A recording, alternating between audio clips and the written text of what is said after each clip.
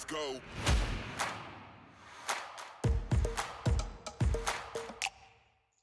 Hello, everyone, and welcome to Zephyr's Adjusted for Risk podcast from the shores of Lake Tahoe. I am Ryan Nauman, the market strategist here at Zephyr. Just like the wealth management space, the asset management space is evolving. Large asset management firms are buying smaller firms, while product innovation has brought to life smaller ETF firms. Well, I have on the perfect guest to talk about the changing landscape of asset management and what it all means for financial advisors. But first, today's episode is sponsored by the award-winning Zephyr, which helps investment professionals make more informed investment decisions on behalf of their clients. I am honored and very excited to welcome Seb Stewart. Seb is the head of U.S. sales at Pacific Asset Management. Seb, thank you so much for coming on the show all the way from London. I really appreciate it. It's an honor. I'm really excited for this conversation. I think it's going to be a really good one based on our previous conversations. Can you please tell us a little bit more about yourself and Pacific Asset Management? Yeah, delighted to. And Ryan, the honor is all mine. So thank you so much for having me as a guest on your podcast, and thrilled to be here today. My name is Seb Stewart, as you said. I run the US business development here at Pacific Asset Management. I've spent the last 15 years or so focusing my time getting to know the US allocator market and raising assets from the whole range of different US investors out there, from the largest public pension plans through to private pension plans, foundations, endowments, family offices, larger wealth managers, smaller RIAs, you name it. I like to think that I've got a very broad and deep relationship with many of the allocators across America. I joined Pacific about a year ago to help lead their growth across America. And it's been an amazing experience since I've been here. It's an incredible business, and looking forward to talking more about what we do and how we do things differently today. To talk a little bit more about Pacific Asset Management, we were founded in 2016 and started managing money in 2017. So we're actually quite a modern asset management business. And that's really important in terms of our DNA and the culture of the business, in that we are unencumbered by legacy, which is something that really cripples a lot of longer standing businesses. And we really are a very tech enabled business, and a business for the future, as we like to consider it. And with that technology really at the heart of the business, and we've got our technology team is almost as big as our distribution team, or bigger than our operations team, and almost as big as our investment team. And with this, with technology at the beating heart of our business, really that helps to, as the beating force behind a problem-solving culture. Everybody in our business is always thinking about innovative ways to solve the investment needs of our clients. So, the fact that we're a modern asset management business, the fact that we are unencumbered by legacy, the fact that we have technology as the beating heart of our business really helps us to be better problem solvers and to be innovative in terms of the way that we approach things. To talk a little bit more about how we're structured, really we've got two main business lines at Pacific. We manage a range of multi-asset portfolios that we offer as an outsourced investment proposition to financial advisors all around the world. And that makes up about $7 billion of our $15 billion of assets. And the way that we compete in that space is not only through terrific performance, but also in supporting our clients with the technology infrastructure that we've built over the last 8 years or so to really empower advisors in order to provide the best possible service to their underlying clients. And hopefully we can come on to that in a bit more detail later on in the discussion. The other half of our business is what we consider to be a more traditional fund management business, where we work with a very limited select group of highly specialized, very active managers that are specialists within their particular field. And the asset classes that we represent in this category span the whole spectrum. So from equities, and within that, emerging market equities, US equities, global equities, European equities, We also have some investment-grade credit strategies, which we offer, and we also have a number of liquid alternative strategies, which we offer. And we consider these fund groups, and we work with 7 in total, to be sort of craft fund management businesses. And what does that mean? That really means that they are doing something which is genuinely differentiated and that isn't easily replicable by free or very, very cheap passive alternatives. And all of these fund teams have a proven track record of being able to deliver exceptional amounts of outperformance relative to their respective benchmarks. And as I always say, it's no good being different if you can't deliver outperformance. Really, you need to be able to deliver outperformance and offer something differentiated, which is exactly where we kind of sit. So hopefully that gives a bit of background in terms of our business. Yeah, Seb, that's fantastic. We're going to talk more about this in a little bit, about the technology piece, but we often talk about on this show about technology, the financial advisors using technology to differentiate themselves, enhance that client experience, whether it's through AI, but it's really impacting the asset management side too, maybe trying to find inefficiencies in markets or help enhance the efficiencies of distribution too. So it's good that love that you brought up technology, but it's such a competitive space, right? The asset management space. So yeah, I'm glad you brought up, how do you differentiate yourself? Are there other ways that maybe you differentiate yourself, at Pacific Asset Management? Yeah, I think it's interesting what you say about technology, and that actually, the bigger asset management businesses around the world, they invest hundreds of millions, if not billions of dollars in technology, and that is a sort of key part of how their business model evolves. But when you get down to the more specialist end of the spectrum, and hoping we can talk more about these sorts of businesses, which actually in terms of the quantum, the number of asset management businesses, that's the bulk of, that's probably 95% in terms of the number of asset management businesses, although 80-90% of the assets are actually in the 5% at the top. But actually, if you look at the smaller asset management businesses, very few of them actually have technology as part of their DNA. And part of the reason for that is that a number of these businesses have been around for a long time, that predate the era, of the last decade or so, where technology has become so important as a means to compete. And as a result of that, it's not really part of their cultures. A lot of these businesses have been founded by individuals who've been investing for the last 30, 40 years and actually don't have the benefits of technology ingrained in their own sort of psyche. And actually, where you've got a very established business on the smaller end of the spectrum, it's actually very difficult and costly to start integrating technology into your business because of established processes and various other sort of obstacles that they may face. So I would actually argue that it's having technology as a competitive advantage as a specialist asset management business is actually very rare.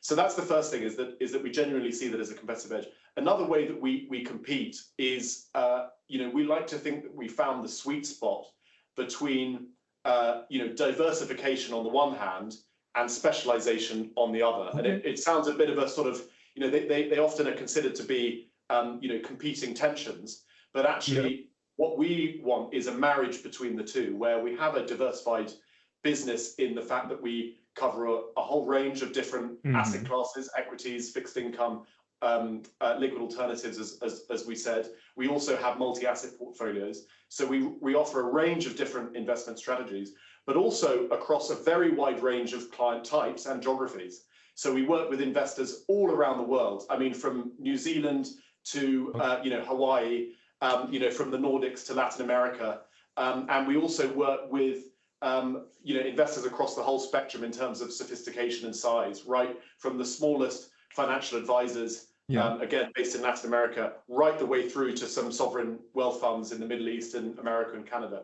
And so we've got a very stable business, and we're able to learn from all the different areas of our business. But at the same time, we're obsessed by focusing on where we can have a competitive edge from a performance perspective. So it's really this marriage between focus and specialism, with diversity of one's business.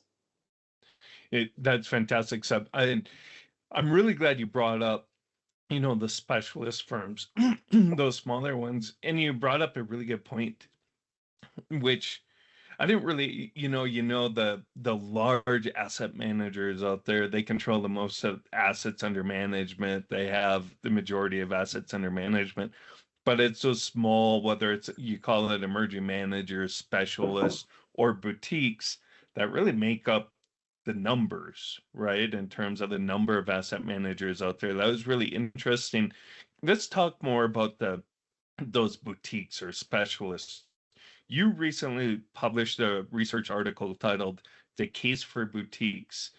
Why did you write it? What was your thought? And you know what? I'm gonna write an article on boutiques, or a research article. I read it, was fantastic. A lot of great insights there. What was your thinking when you started it? Yeah, well, thank you very much for raising that, Ron.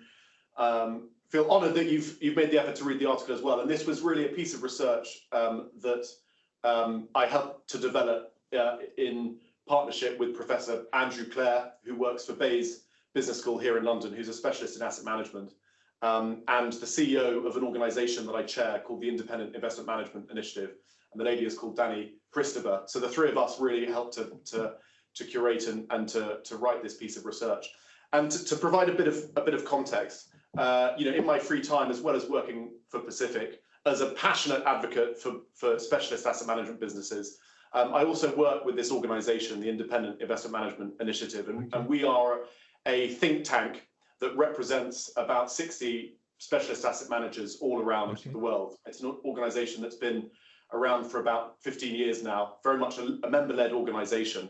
And really, the organisation was set up in order to help shape the regulatory environment, particularly in the UK, but also around the whole world, in order for the environment to be as supportive as possible of entrepreneurialism and innovation within our industry. Mm-hmm. And it's really rooted in the philosophy that entrepreneurialism, innovation, and competition is in the best interest ultimately of clients. And we're in the business of serving clients. So we help to shape the regulatory environment in which, to support smaller asset management businesses. We also help to define and to promulgate best practice across our industry, to support each other as smaller players in the industry to become as best as we possibly can. And the idea here is that the larger asset management businesses that employ tens of thousands of people have an incredible bank of institutional knowledge, whereas smaller asset management businesses, often that have much lower turnover, don't benefit from the same level of institutional knowledge. And many people who work within smaller asset management businesses have spent all of or a significant portion of their career working within that business. That's part of the reason that they're, that makes them very special.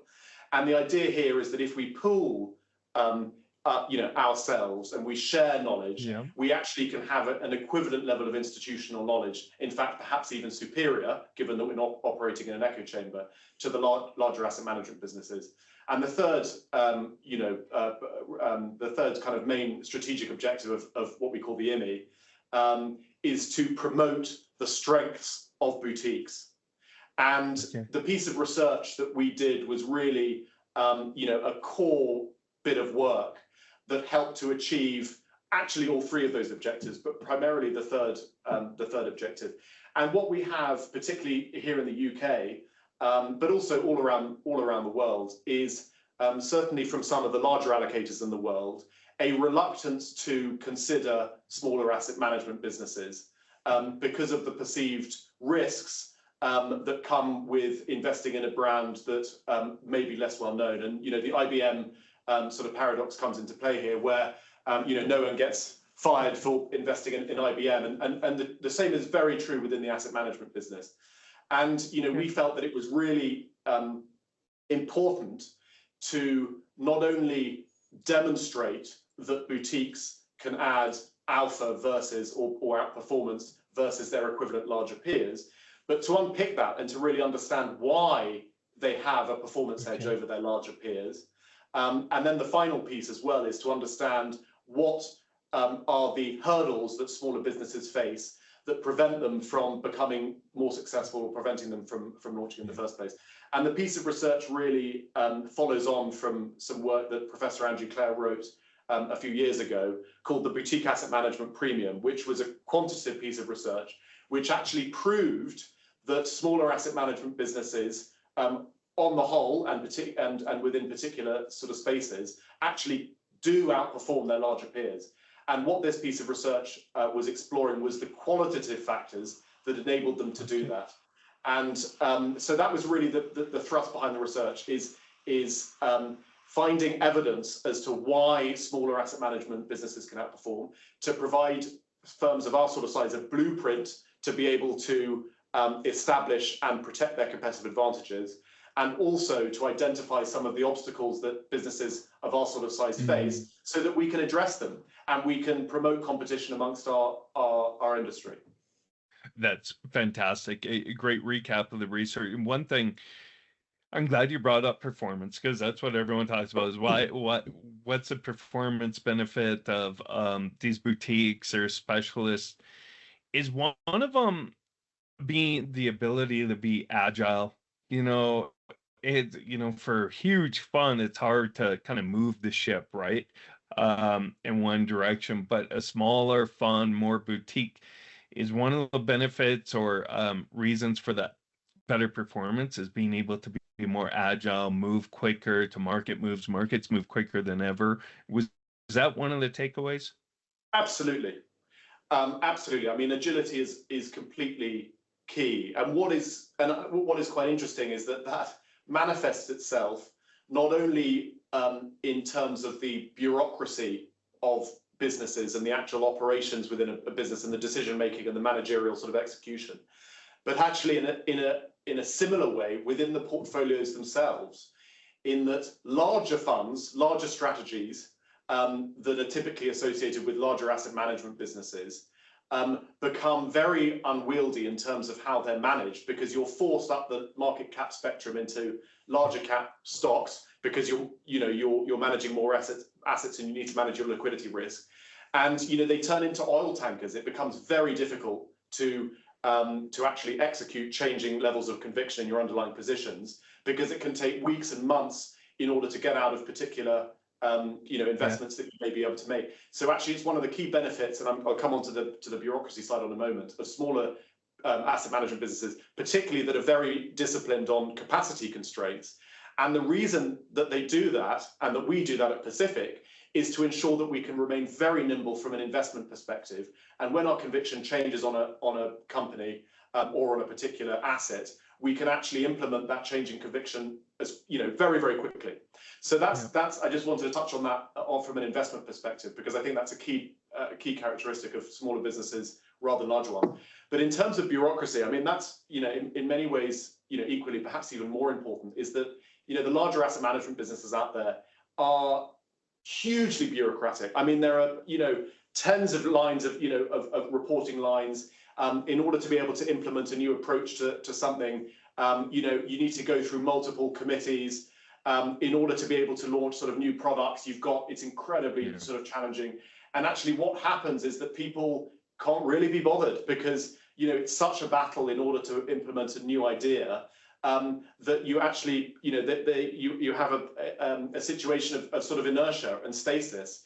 And actually what that ultimately ends up doing is it suffocates innovative thinking within many of these businesses. And smaller asset management businesses, where you don't have the same level of bureaucracy, it makes it exhilarating, because actually if you do have a great idea, you can implement it very quickly, and you can see the results, and you can learn from it, and you can use those in order to create new solutions. And so I think the agility of smaller asset management businesses, both from an investment perspective and also from an execution perspective, absolutely gives us a competitive edge. That's interesting. I'm really glad you brought that up about the bureaucracy. And I think it's going to go into my next topic here. One of my biggest takeaways, and kind of surprising takeaway from the article and research, was about independence. Yes. And I think it probably ties into that. But because in this space, I talked about at the open, there's so much mergers and acquisitions, bigger firms, buying these smaller, more niche firms. And Why do you believe these, boutique asset managers believe independence is a competitive advantage, versus having scale with these larger firms? What's the thoughts there? Yeah, I mean, the key thing here with independence, and actually the research that we conducted, which surveyed almost 100 specialist asset management businesses globally, identified that independence was indeed a core competitive advantage of these businesses. So that we now have the data to support this theory. Mm-hmm. The key thinking here is that asset management businesses really should be accountable to a single stakeholder, and that is the investors in the funds or the investment strategies. As soon as you have multiple stakeholders, and namely here, shareholders of a stock of a listed asset management business, you've got attention. Who actually are you serving as a priority? Is it your shareholders or is it the investors in the fund? And it's very well known that shareholders will typically have a shorter time frame and will have certain ambitions in terms of the growth and the management of the business than the investors that are investing in your investment strategies. The shareholders will often want to see significant asset growth. They'll be looking at things on a quarterly basis rather than a multi-year horizon. And M&A is of course it can go wrong, but is often music to their ears, because it means greater levels of revenue, greater levels of earnings, means greater levels of shareholder returns. Whereas investors in your investment strategies, actually growth for them is the last thing they want to see. What they want is the portfolio managers to be completely focused on generating the best possible returns for them as investors. So you've immediately got this conflict of interest. And we absolutely sit in the camp that the priority here, and in fact, the group that you want to have sole accountability for, are the investors in your funds. And that's why we think that independence is so important in terms of focus and giving the best possible returns to our clients. Seb, that I love that. We often talk about that, whether it's on the asset management side or wealth management side for financial advisor, it all has to come down to the investor, right? What's in the best interest of the investor? What helps them achieve their goals? That's at the end of the day, where it should be front and center. But you brought up a great point at these big asset managers that are, publicly traded. You got shareholders too, who and that's a very conflicting story. Like you're saying, I don't think it's something that is brought up or considered enough. Yeah. Sure. Yeah. What are, we talked a lot about the benefits of boutiques and what they offer, but you said at the beginning there's some risks, there's some hurdles, challenges. What are, the biggest issues boutiques face? Yeah, again, this is a really important question, and is something that we explored in our research. I would say that really there are four main risks that typically inhibit the success of boutiques. And as chair of the IMI, I spend a lot of time speaking with a whole range of specialist asset management businesses, also larger asset management businesses. So I'm really in the weeds in talking to business owners and business managers. And so it's an amazing way to collect feedback on what makes these businesses click and how we can better support them. And going back to what I was saying, there are really four main things that inhibit specialist asset managers. The first is costs.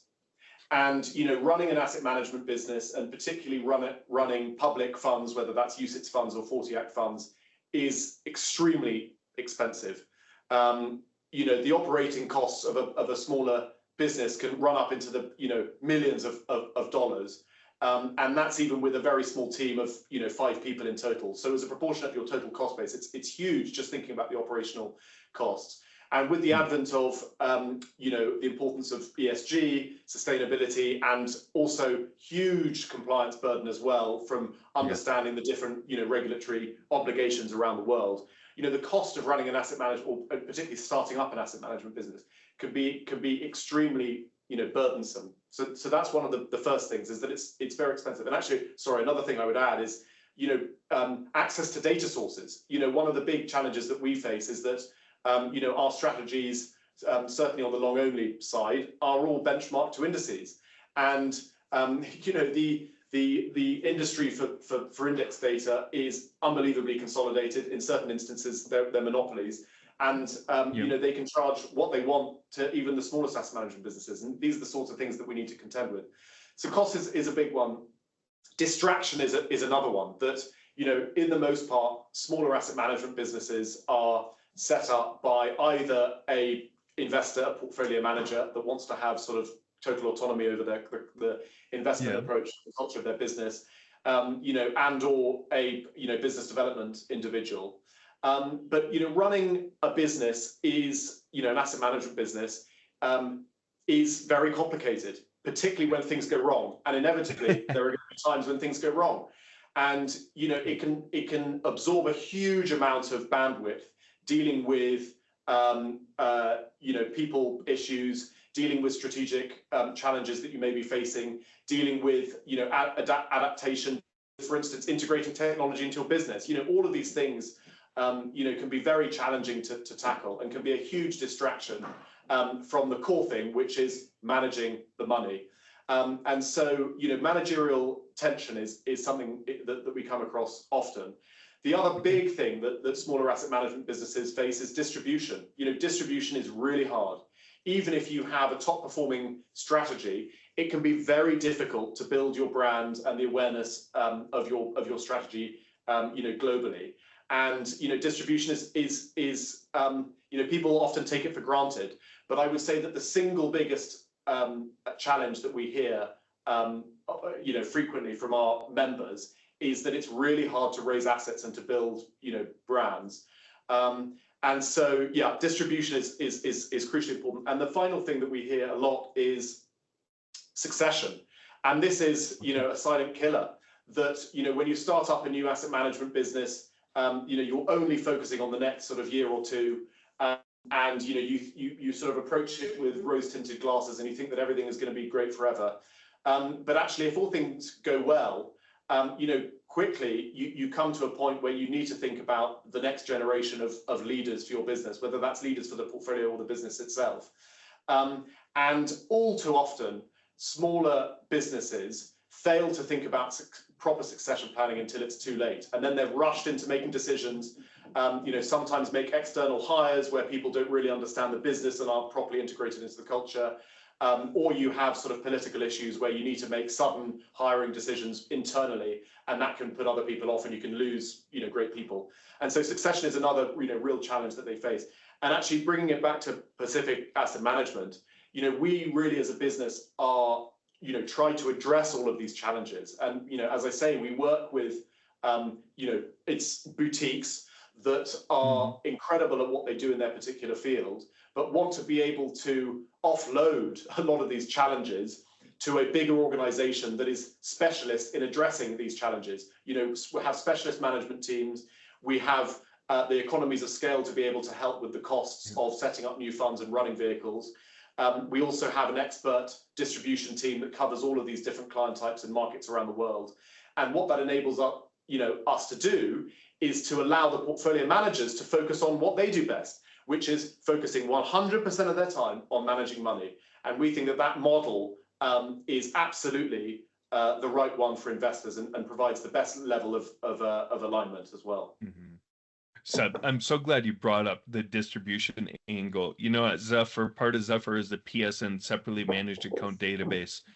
Been around for 30, 40 years. And a lot of those separately managed account strategies that are in there, they're smaller, they're emerging managers or boutiques. And we have that conversation with them a lot about distribution.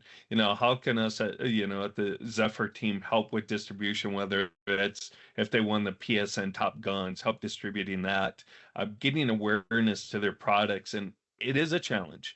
A lot of these smaller firms don't have a sales team, distribution team, big marketing team.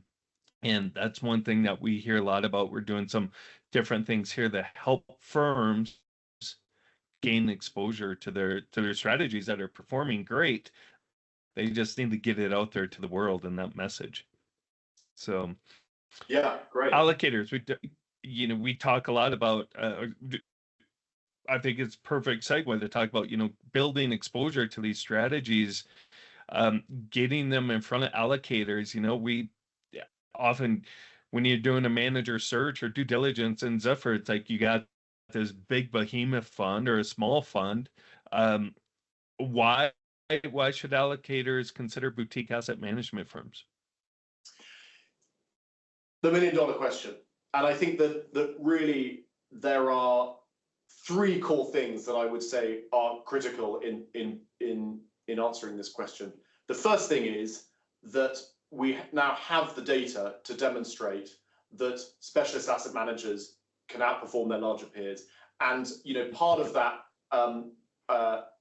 that reason is rooted in what we were talking about earlier about managing too many assets, getting too distracted, being unwieldy in terms of moving portfolios around, and alignment of interest as well. Internally, is there enough of a focus within the business in ensuring that each underlying strategy can perform at the best of its possible ability? And if you are an asset management business that is running 1,000 different strategies, it's like there's no way you can ensure that all 1,000 are running at sort of the best possible sort of focus and capacity. So performance has been proven to be better in smaller asset management businesses. The second thing is that there is a much greater alignment of interest, typically, between smaller asset management businesses and their clients. A lot of smaller asset management businesses are structured as LLPs or limited companies. We don't have to think about shareholders. We can be absolutely, completely aligned with our clients in terms of our own ownership of our business. We are living and dying by the success of our business. We're not just taking a big paycheck from the balance sheet of a larger business. We are absolutely integrated in terms of the success and the performance of our strategy. So there's much greater alignment of interest. And the third reason why I think allocators should have specialist asset management businesses as such a core part of their portfolio is that we're able, in many instances, to offer a higher level of customer service. That we really, because we work with fewer clients, because we typically offer fewer strategies, we can really understand our clients to a much greater degree, and we have the nimbleness and often the technology to be able to offer tailored solutions to our clients, which the larger asset management businesses can do, but typically only for their largest clients. Whereas we have the scale and the sort of capabilities to be able to offer sort of customized solutions to clients of all sort of shapes and sizes. The final thing on that point, which I think is really important, is that the other key thing for investors is being able to have access to portfolio management teams, investment teams. And we're big believers that the best possible relationships are rooted in trust and availability of information and open communication. And in order to be able to enable that effectively, really you want to be able to give your clients access to portfolio managers as frequently as practical. Obviously, the portfolio managers have money to run, so they can't spend their entire life on the phone to clients. But equally, ensuring that the clients really understand what's going on in the portfolio and why it's behaving in certain ways ensures that the clients will stay invested through periods of volatility or softer performance. And that's one thing is for sure, there are going to be periods of volatility and softer performance. So, smaller asset management businesses typically are able to offer their clients much better access to the portfolio managers.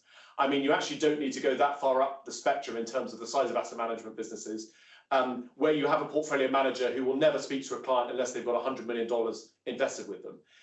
What good is that if you're, a family office or a RIA that's got, tens of millions of dollars? You're just never going to get access to the portfolio managers. And so it's far more difficult in order to get a tailored level of service, to get good understanding of what's going on in the portfolio. And these are all things that I think will really help in terms of offering better value and better returns to clients. Seb, fantastic. Let's shift here real quickly and talk about some investment products in the investment side of it. Earlier this year, the Pacific Asset Management team launched an emerging markets active ETF, joined the foray of active ETFs. Why did your team decide on that ETF wrapper active ETF wrapper versus maybe a mutual fund or a UCIT or something like that in the UK, some other form of investment vehicle? What was it that you brought to ETFs? Yeah, no, it's a great question, and we're thrilled to have gone down this path. It's been a real journey for us for the last couple of years, and we were delighted to list our first active ETF on the Nasdaq on the 23rd of January. The ticker is GEME. So this is the Pacific NOS Global EM Equity active ETF. So to give you a bit of background on this, as a business, as I said, that wants to be diversified in terms of our business model. We always wanted to be able to offer our investment capabilities to the wealth market within the US. I mean, we have a very established wholesale presence across the UK, Europe, and actually globally outside of the US. But we didn't until a couple of years ago have this presence within the wholesale market within the US, which is the biggest wealth market in the whole world. So it was always a market that we wanted to be able to offer our strategies to. So the 40 Act wrapper was something that we knew we wanted to to pursue. We have a very established UCITS business here in Europe. And really, we wanted to replicate the success of that within the US. And we went through a long process of considering whether or not we wanted to launch a mutual fund or an active ETF. We spoke to a lot of people. We did a lot of our own research. We spoke to a lot of clients to understand what would be best for them. And ultimately, it came down to four main factors. The first is that we believe that active ETFs are we love the transparency of active ETFs. I spoke earlier on about the importance of relationships and transparency, and that being the bedrock of long-term client relationships. And the fact that our active ETF publishes its holdings every single day, some people are afraid of that, but we love that. There's no black box here. We've got nothing to hide. We want our clients to really understand what they're buying, because we think that will lead to a greater level of conviction, and will lead to a greater level of sort of support during a long-term investment horizon. So we love the fact that they're more transparent. We love the fact that active ETFs were more accessible. On day one of having launched the active ETF, you could buy it everywhere across the whole country and even outside of the country. I remember having a meeting with a Latin American advisor, and I talked to him about the new active ETF that we launched, and then and there on his mobile phone, on his investment platform, he bought the fund immediately. No problems at all. And to be able to have that or offer that accessibility is sort of transformational. The other thing that we really loved is that they were cheaper. Active ETFs are typically cheaper to run, and we were able to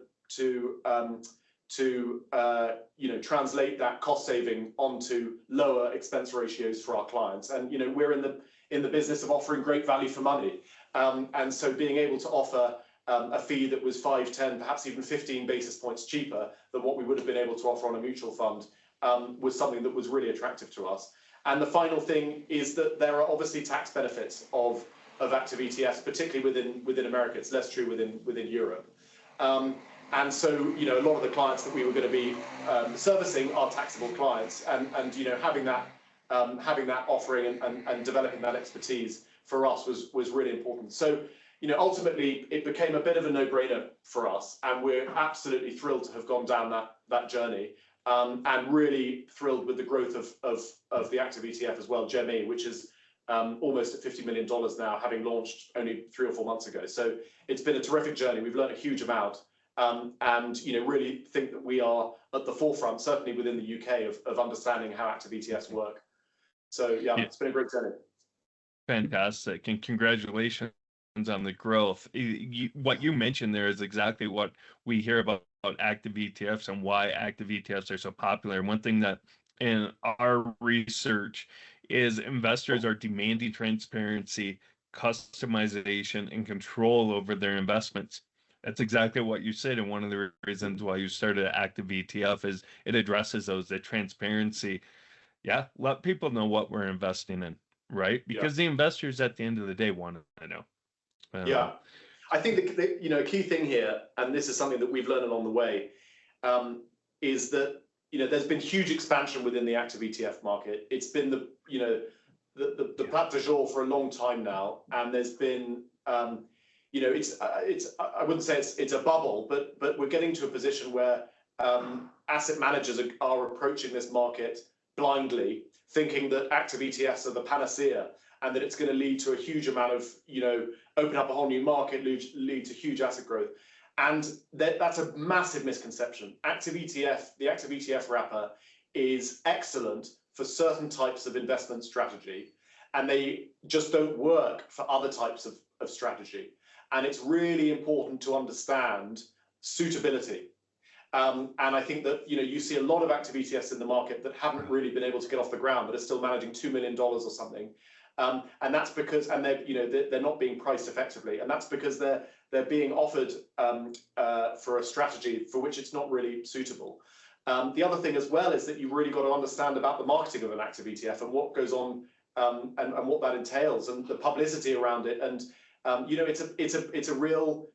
it's a totally different approach to marketing. And some businesses, again, don't have the distribution and the marketing infrastructure to support that sort of thing. And we're very fortunate at Pacific that we do have that infrastructure. Yeah, that's interesting. You're exactly right. Some of these new active ETFs that are rolling out, it just spins my head as like, how does a financial advisor have a conversation with their clients about this very unique option overlay, double leverage, single stock? There's crazy products out there. Lastly, let's say, the active ETF you rolled out was the emerging markets active ETF. Emerging markets have been in a fantastic run the first 6 months of the year.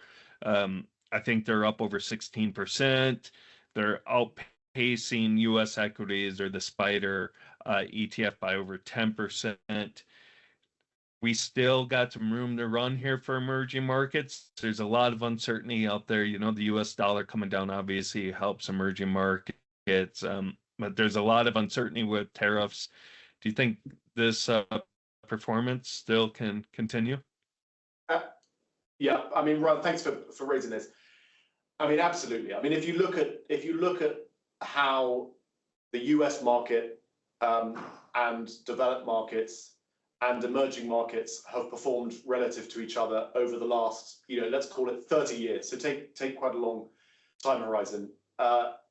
Typically when you have, you look at the relative performance of particularly emerging markets and the US, this is a multi-year, often, decade plus type divergence in performance. Yeah. And when you look back at the early 2000s, you had a decade of emerging market, bull markets, where emerging markets were essentially up 3 times, and developed markets in the US, were much more pedestrian in terms of their performance. It was an amazing time for emerging markets, and it was a period of dollar weakness, sure enough, and also commodity strength, and there are various other kind of key drivers in that period.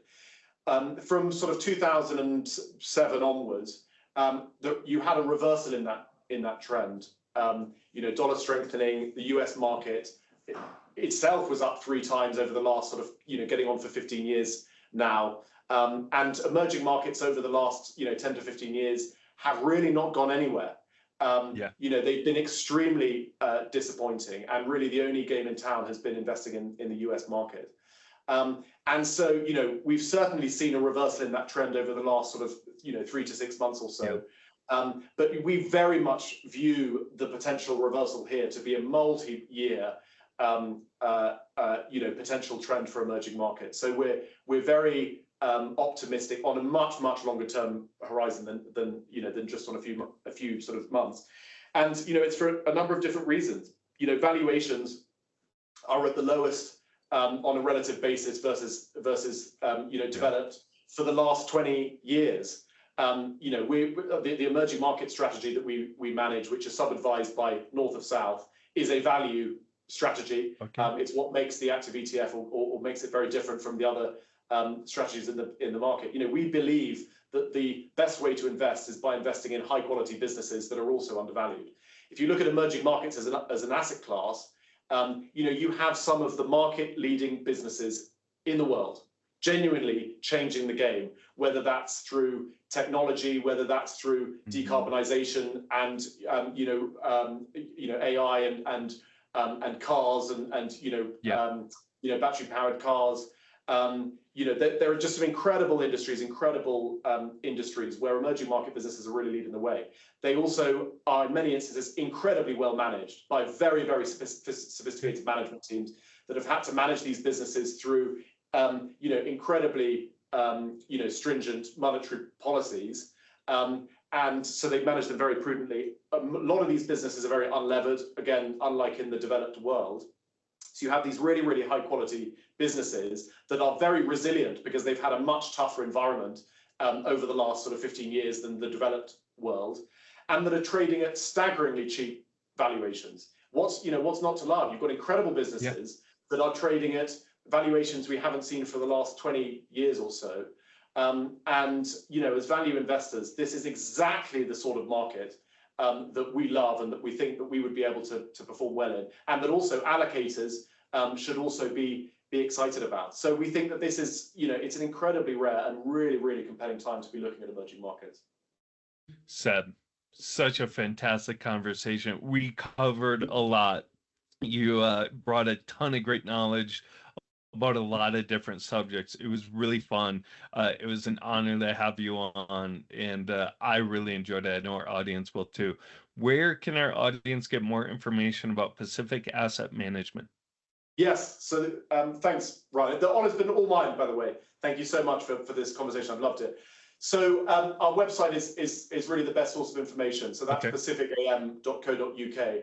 And the website for our active ETF is geme-etf.com. And both of those websites will give you a ton of information on Pacific Asset Management and REM active ETF, sub-advised by North and South. So please head there for more information and get in touch. We'd love to hear from your viewers who'd like to learn more about Pacific Asset Management. We'd love to engage with them and hope we'll have an opportunity to work with them again as well in future. Fantastic. Thank you, Seb. And I will go ahead and put those links in the show notes so people can find you and the active ETF and Pacific Asset Management. Thank you, everyone, for listening to this episode of Zephyr's Adjusted for Risk podcast. You can watch all of our other episodes on the Zephyr YouTube channel, Spotify. Please be sure to like, follow, and subscribe to those channels, and give us a follow on LinkedIn. Thank you very much, and have a great rest of your week. Thanks, everyone.